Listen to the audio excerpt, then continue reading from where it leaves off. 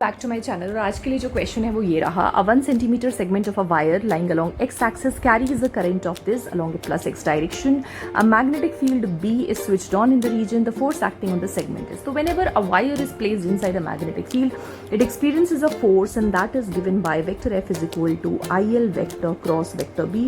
I am writing it in the vector form because हमारे जो options हैं वो भी vector में ही दे रखे हैं, तो I will just simply put the values. I की अगर मैं बात करूँ तो that is 0.5. लेंथ की अगर मैं बात करूँ 1 सेंटीमीटर है which is 10 to the power -2. Positive x direction में करंट फ्लो कर रहा है तो आई कैप हो जाएगा क्रॉस, और जो बी कैप दे रखा है that is 0.4 milli tesla J cap plus 0.6 milli tesla के कैप, लाइक दैट. ओके, यहाँ से हम कुछ कर सकते हैं, कॉमन ले सकते हैं. तो यहाँ पे मैं कॉमन ले रही हूँ.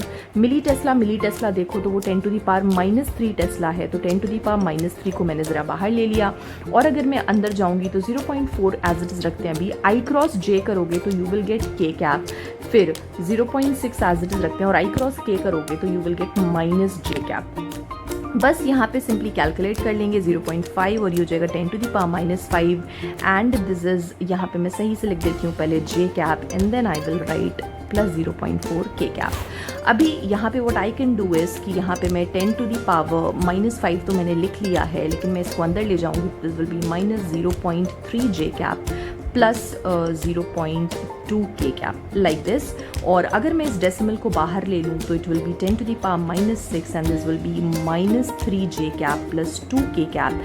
And if I look at the option, देखो ये फोर्स है and it is in newton, तो -3 जे कैप प्लस 2 के कैप, और 10 to the power -6 को हटाऊंगी तो it will be micro Newton.